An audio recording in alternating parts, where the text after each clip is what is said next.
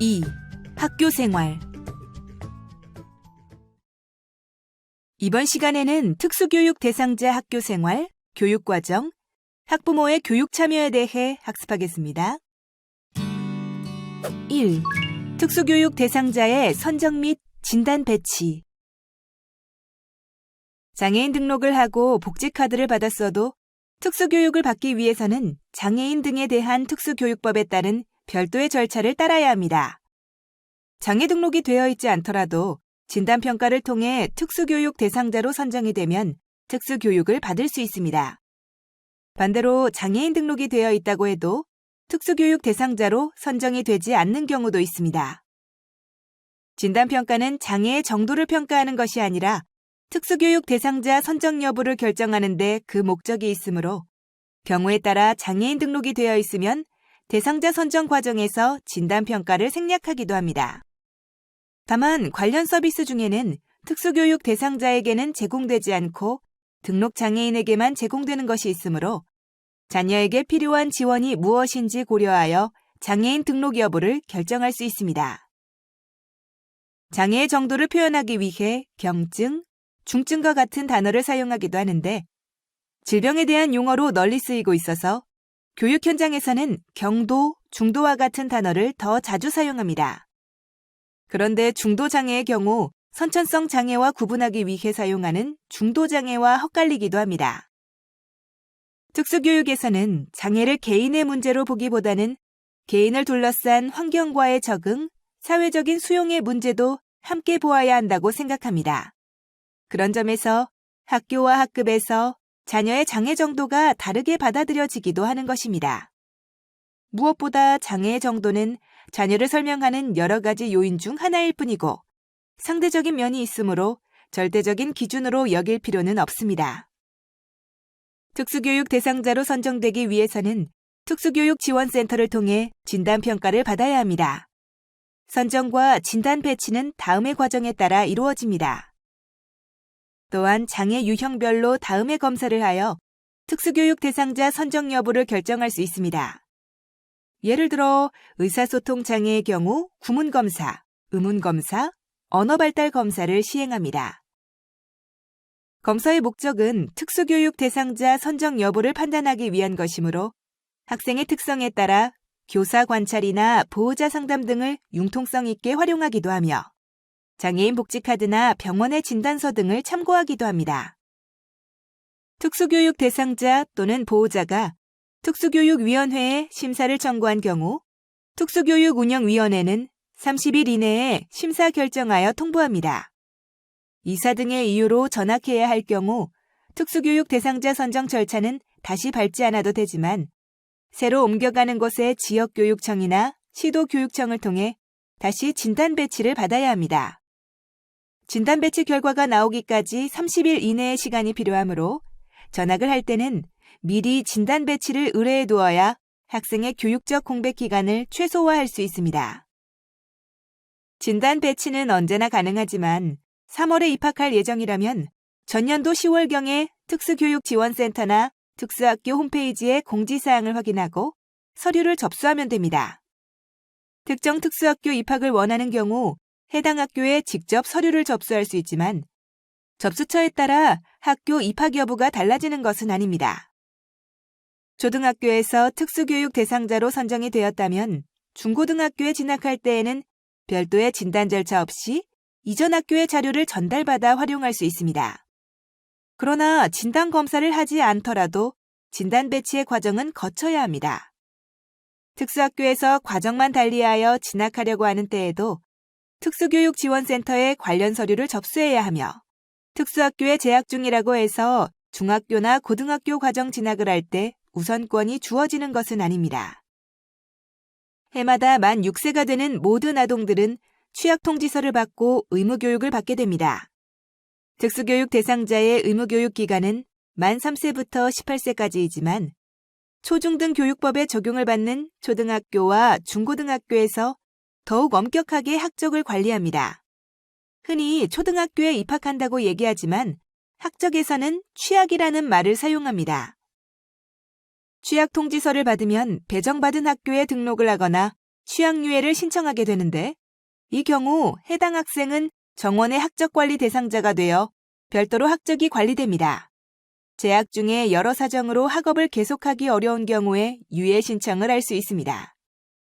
이 경우에도 정원의 학적관리 대상자가 되며 다음 해에 재취학하고자 할 때는 유예를 시작한 날 이전에 재취학을 해야 합니다. 장애 자녀를 둔 보호자들은 건강상의 어려움이나 학업을 따라가지 못하는 등의 여러 가지 이유로 유예를 고민하는 일이 많습니다. 건강 문제 때문에 출석이 불규칙해서 자녀의 학교 생활이 제대로 되지 않는다면 일정 기간 유예를 고려하는 것이 오히려 자녀의 교육권을 보장할 수 있습니다.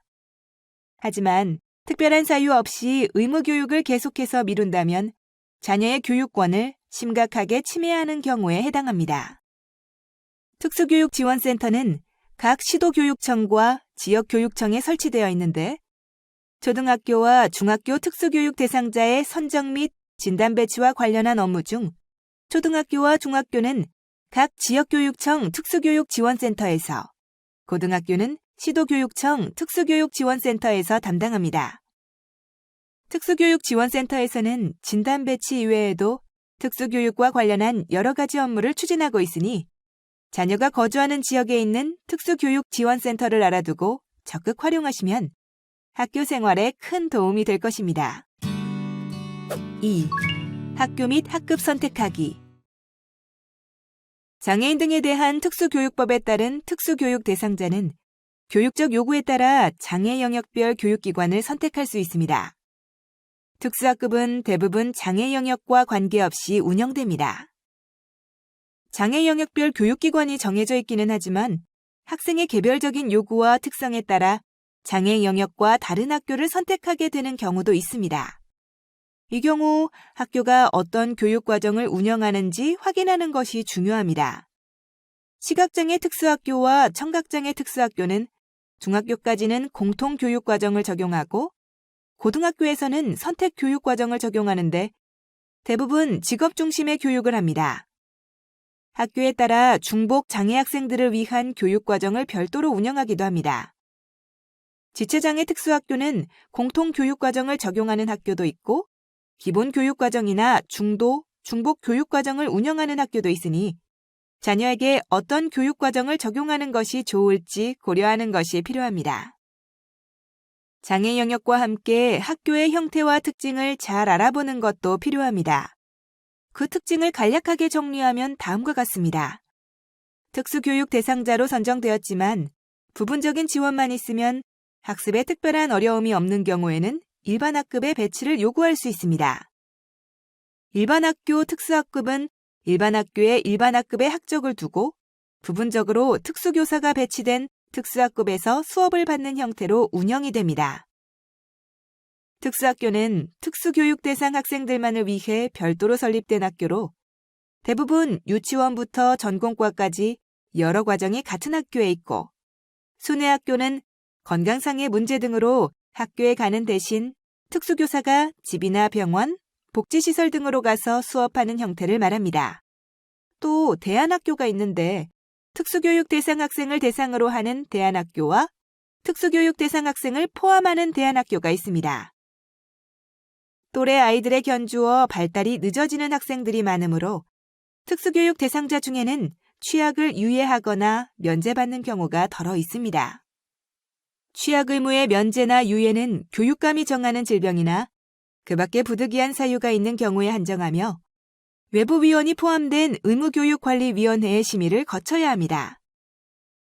과거에는 학적관리가 허술한 시기가 있었기 때문에 취약 의무를 면제받지 않고 보호자의 보호를 받지 못하여 학령기 특수교육 대상자로 선정될 기회가 제공되지 못한 과연령 장애인도 있습니다. 이 경우 지역 여건을 고려하여 특수교육운영위원회 심의를 거쳐 특수교육 대상자의 교육기회 제공을 위한 방법을 강구하고 있습니다. 최근에는 과연령 학생들의 생활연령을 고려하여 특수학교에 성인반 학급을 신설한 곳도 있습니다. 올해 12살이라면 초등학교 의무교육 기간에 해당하므로 초등학교 취약이 가능합니다만 학생의 생활연령과 학습 수준을 고려하여 학년 배치를 결정하는 것이 좋습니다. 건강장애는 만성질환으로 인하여 3개월 이상의 장기 입원 또는 통원치료 등 계속해서 의료적 지원이 필요하여 학교 생활, 학업 수행 등의 교육 지원을 지속적으로 받아야 하는 장애를 말합니다. 건강장애 학생을 위한 교육 지원은 병원 학교와 원격 화상 교육이 있습니다. 병원 학교는 병원 내에 설치된 파견학급 형태의 학교로 전국에 32개의 병원 학교가 운영되고 있습니다. 병원 학교에 입교나 퇴교를 신청할 때에는 병원 학교가 아니라 소속 학교로 신청하여야 합니다. 보다 자세한 정보는 전국 병원학교 홈페이지에서 확인할 수 있습니다. 원격 화상 교육은 건강장애 특수교육 대상자와 장기결석생을 대상으로 합니다. 서울시 교육청은 꿀맛 무지개 학교에서, 그 밖에 13개 시도 지역은 꿈사랑학교에서 화상 원격 수업을 시행하고 있으며 병원학교와 마찬가지로 소속 학교에 신청을 하면 교육청의 승인을 받아 입교할 수 있습니다. 3. 교육과정과 교과서. 초중등학교 교육과정을 근간으로 특수교육 대상 학생의 교육적 요구의 보편성과 특수성을 반영하여 연관, 조정한 교육과정을 특수교육 교육과정이라고 합니다. 최근 개정된 특수교육 교육과정은 2015년 12월에 개정 고시되었으며 2020년까지 모든 학년에 적용하게 됩니다. 초중고등학교 과정에 적용되는 특수교육 교육과정은 다음과 같이 공통교육과정, 선택중심 교육과정, 기본교육과정으로 나누어집니다. 특수학급에서 공부를 하는 경우 학생의 장애 정도와 관계없이 기본적으로는 공통교육과정에 적용을 받기 때문에 시험이나 수행평가 등에서 제외될 수는 없습니다. 단, 실제로 수업을 할 때는 교과서 내용을 학생의 특성에 맞게 일부 수정하거나 기본 교육과정의 교과 내용을 참고해서 가르칩니다. 중학교 과정에서는 자유학기제를 운영하는데 일반 중학교에서는 2016년부터 1학년 2학기와 2학년 1학기 중 한 학기를 선택하여 자유학기제를 운영하도록 했으나 2018년부터는 시범적으로 중학교 1학년을 자유학년제로 운영하게 됩니다. 특수학교에서는 중학교 1학년 1학기, 1학년 2학기, 2학년 1학기, 세 학기 중 한 학기를 선택하여 운영합니다. 자유학기제를 운영하는 동안에는 교과 및 창의적 체험활동 시수를 활용하여 170시간 이상의 자유학기 활동을 하게 되는데 진로탐색 활동, 주제선택 활동, 예술체육 활동, 동아리 활동의 4개 영역으로 편성 운영합니다. 고등학교의 경우 선택중심 교육과정을 적용하기 때문에 일반 인문계 고등학교와 특성화 고등학교의 교육과정은 교과목별 이수시간 등에서 차이가 크게 납니다.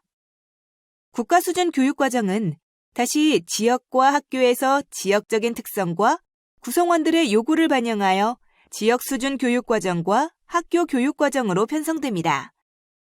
공통교육과정을 근간으로 학교 교육과정을 편성하였다면 성적 처리 및 평가 기준도 일반 학교와 다르지 않습니다. 학교에 따라 공통교육과정과 기본교육과정을 병행하여 운영하기도 합니다. 최근에는 학교 연장에 중도, 중복장애 학생들의 수가 점점 늘고 있어서 중도, 중복장애 학생이 포함된 학급을 운영하는 특수학교는 해당 학급 학생의 교육과정을 재구성하여 운영하기도 합니다. 일반적으로 국가수준 교육과정이 개정 고시되면 이를 바탕으로 한 교과서가 개발 보급됩니다. 마찬가지로 특수교육 교육과정이 개정되면 이에 따라 교과서도 만들어집니다. 하지만 통합교육을 받고 있는 학생들의 경우 특수학급에서 기본교육과정을 따라 공부한다고 해도 통합학급이 일반 교육과정에 적용을 받고 있기 때문에 일반 교과서를 받게 됩니다. 특수교육 교육과정에 따른 교과서는 특수학교 교과서로 분류되어 특수학교에 우선 배포를 합니다. 개별화 교육지원팀의 협의에서 학생에게 일반 교과서 외에 특수학교 교과서가 따로 필요하다고 정해지면 특수학급 운영비로 교과서를 추가 구입할 수 있습니다. 학교에서는 보통 한 학기 전에 교과서 주문 절차를 진행하므로 협의는 미리 해두어야 합니다. 4. 개별화 교육계획. 개별화 교육계획이 시기에 따라 어떻게 진행되는지를 표로 나타내면 다음과 같은데요. 개별화 교육계획을 잘 수립하기 위해서는 학년 초 2주 이내에 지원팀을 구성하고 학기 초에 실시하는 협의회를 통해 자녀에게 적절한 교육 목표를 수립하는 것이 중요합니다. 이때 보호자와 당사자인 자녀의 의견 진술이 아주 중요합니다. 한편으로 학교에서 보이는 모습과 가정에서 보이는 모습이 다를 수 있으므로 지원팀이 함께 모여서 협의를 하는 자리가 중요합니다. 부득이한 사정으로 협의회에 참석할 수 없다면 보호자의 의견을 잘 전달하고 협의회에서 어떤 논의가 이루어졌는지 반드시 확인하여야 합니다. 그 구체적인 절차는 학교마다 규칙으로 정해져 있습니다. 법률에서는 개별화 교육 계획을 과목별로 수립해야 하는지 아니면 영역별로 수립해야 하는지 뚜렷하게 명시하지 않았기 때문에 학교마다 학생들의 특성을 고려하여 시행하고 있습니다. 다만 최근에는 개별화 교육 계획도 생활기록부처럼 교무 업무 시스템에서 입력하고 있어서 교과명을 따라가는 경우가 많아지고 있습니다. 이 경우 모든 교과와 창의적 체험 활동에 대한 개별화 교육 계획을 별도로 수립하기도 하지만 교과나 활동을 통합한 교육 목표를 설정하려고 한다면 개별화 교육 지원팀의 협의를 통해 과목의 수를 조정할 수 있습니다. 학기 초에 개별화 교육 계획을 수립하고 학기 말에 평가를 공유하는 과정을 되풀이하다 보면 계획과 평가가 개별화 교육 계획의 대부분인 것처럼 여기기 쉽습니다. 하지만 개별화 교육 계획은 학기 내내 진행해야 합니다. 학기 중에는 계획대로 교육을 하고 있는지, 학습 수행 수준을 잘못 파악하지는 않았는지, 교육 방법이나 평가 방법에 오류는 없는지 확인하는 과정이 필요합니다. 학기 말에 평가를 하고 나면 그 자료가 다음 개별화 교육 계획을 수립하는 데 근거가 될 수 있도록 해야 합니다. 이 모든 과정에 보호자가 적극적으로 참여하면 개별화 교육 계획이 최선의 교육을 위한 살아있는 문서가 될 수 있을 것입니다. 개별화 교육지원팀 협의회에 참석하기 전에는 다음의 사항들을 꼭 준비하며 협의회를 진행하는 중에 보호자가 고려할 것도 꼭 확인하도록 합니다. 시행규칙에서는 매 학기마다 개별화 교육계획에 따른 각각의 특수교육 대상자의 학업 성취도 평가를 실시하고 그 결과를 특수교육 대상자 또는 그 보호자에게 통보하여야 한다라고 밝히고 있습니다. 특수학급에 재학 중인 경우라면 개별화 교육계획은 특수교사가 담당하고 생활통지표는 담임교사가 작성하여 별도로 통지하게 되지만 특수학교의 경우 개별화 교육계획과 생활통지표 모두 담임교사가 작성하므로 개별화 교육계획의 영역과 생활통지표의 과목명이 일치한다면 개별화 교육계획 평가와 생활통지표 중 하나만 배부하기도 합니다. 특수교육 대상자들은 모두 같은 절차에 따라 개별화 교육계획 절차를 밟아나가지만 실제로는 배치 형태에 따라 구체적인 모습은 조금 달라집니다. 특수학급의 경우 개별화 교육계획의 진행은 담임교사가 아닌 특수교사가 담당합니다. 개별화 교육지원팀의 구성은 담임교사나 교과교사, 보조인력 등 학교 안의 여러 구성원들이 함께 참여하며 통합교육이 중요한 과제로 다루어집니다. 또한 특수교육 대상자의 수가 상대적으로 적기 때문에 협의회는 학생별로 따로 진행합니다. 특수학교의 경우 전교생이 개별화 교육계획을 수립해야 하므로 협의회 시간이 충분히 보장되지 못하는 경우가 많고 교과교사의 경우 정해진 시간 안에 수십 회의 협의회를 참석해야 하므로 협의 과정을 서면으로 대체하기도 합니다. 협의회의 구성원이나 협의 과정이 부족하다고 여겨지면 담임교사에게 따로 요청을 할 수 있습니다. 특수교육 대상 학생이 되면 짧게는 12년, 길게는 17년 동안 학기마다 개별화 교육 계획을 수립하게 됩니다.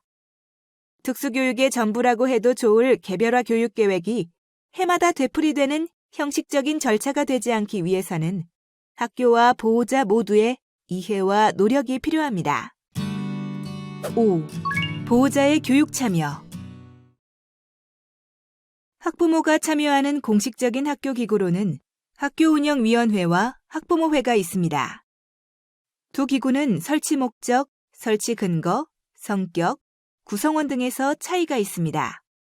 먼저 학교운영위원회는 학교 운영에 필요한 정책 결정의 민주성, 합리성, 투명성을 제고하기 위한 심의기구로서 초중등 교육법 및 동법 시행령에 근거하고 있는 법정기구이며 학부모위원, 교원위원, 지역위원 등으로 구성됩니다. 학부모회 임원과 학교운영위원회 위원의 겸임은 가능하지만 학교운영위원회 위원은 다른 학교 운영위원을 겸할 수는 없습니다. 학부모회는 학부모회 규약에 의거하는 의결 및 집행기구로 학부모회 활동에 관한 사항을 의결하며 구성은 학부모로 되어 있습니다. 공식적인 이 두 기구는 학교의 정책 결정을 하는 데 중요한 역할을 합니다. 두 기구 모두 보호자들의 다양한 의견을 수렴해야 하는 의무가 있으므로 평소 시간을 내기 어려워 직접 위원으로 활동하지 못하더라도 의견 수렴 과정에 적극적으로 참여하는 것이 좋겠습니다. 일반 학교의 경우 보통 3월에 실시하는 학부모 총회에 참석하면 녹색 어머니회나 도서실 자원봉사, 급식 모니터 등 참여를 요구하는 것이 무척 많습니다. 이런 활동에 참여하면 자연스럽게 학교의 다른 학생이나 보호자를 만날 기회가 늘어나기 때문에 자녀의 학교 생활을 이해하는 데도 도움이 되고 학교의 다른 구성원들에게 자녀를 소개할 수 있는 계기가 되기도 합니다. 시간상으로 여유가 있고 학교 활동에 참여할 마음의 준비가 되어 있다면 이런 모임들을 학교 구성원의 이해와 배려가 필요한 자녀를 적극적으로 지지하는 통로로 삼을 수 있습니다.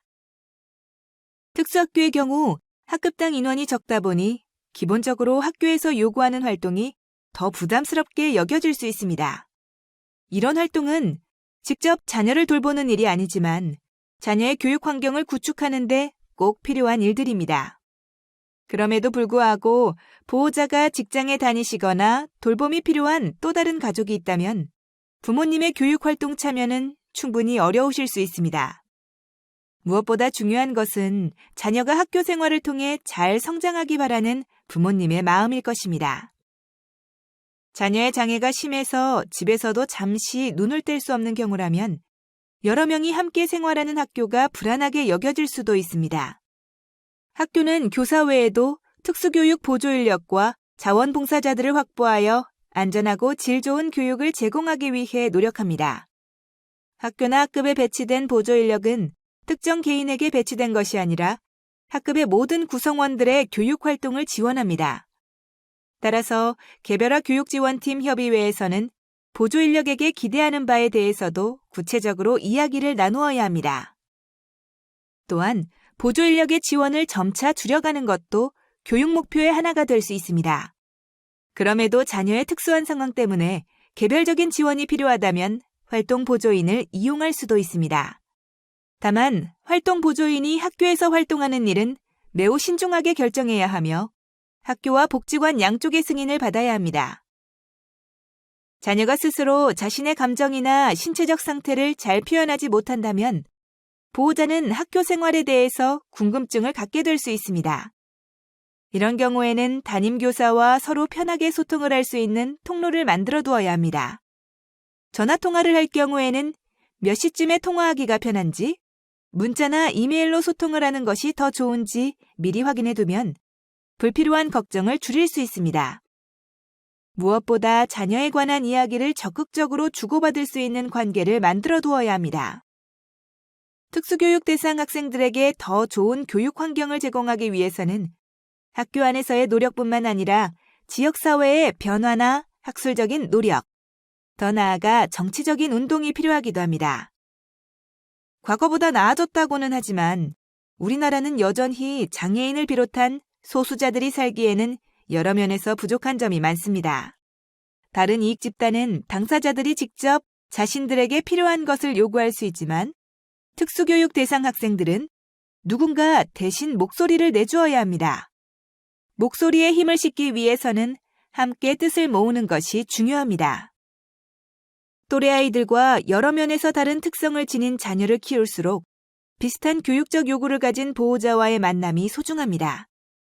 정보 수집이라는 구체적인 목표 이외에도 정서적인 위로와 공감을 나눌 수 있다는 것만으로도 중요한 역할을 할 것입니다. 평소 다른 일 때문에 학교 활동에 직접 참여하는 것이 어렵더라도 온오프 공간에서 다양하게 열리는 보호자 모임에 참여하면 자녀의 학교 생활에 큰 힘이 될 것입니다. 특히 부모 단체들은 자녀들의 권리를 법과 제도, 정책에 반영하는 일에도 힘을 쏟고 있습니다. 장애와 관련한 부모단체로는 대표적으로 한국장애인 부모회와 전국장애인 부모연대가 있습니다.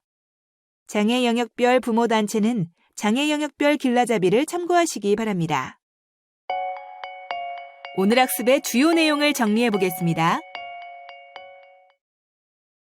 특수교육지원센터에서 진단평가를 받은 후 특수교육 대상자로 선정되면 학생의 특성과 요구를 고려하여 교육기관에 배치를 받게 됩니다. 특수교육 대상자는 학생의 개별적 요구와 가족의 여건 등을 고려하여 일반학교 일반학급, 일반학교 특수학급, 특수학교, 순회학급, 대안학교 등에 갈 수 있습니다. 특수교육 대상자는 특수교육 교육과정 또는 초중등학교 교육과정을 근간으로 특수교육 대상 학생의 교육적 요구를 반영하여 학생의 특성에 맞게 재구성한 개별화된 내용 등을 배웁니다. 학부모들은 학부모회 활동, 학교 행사 등의 참여를 통해 자녀의 학교 생활을 이해하고 더 나아가 부모단체인 한국장애인 부모회와 전국장애인 부모연대 등에 참여할 수 있습니다. 이것으로 학습을 마치겠습니다. 여러분 수고하셨습니다.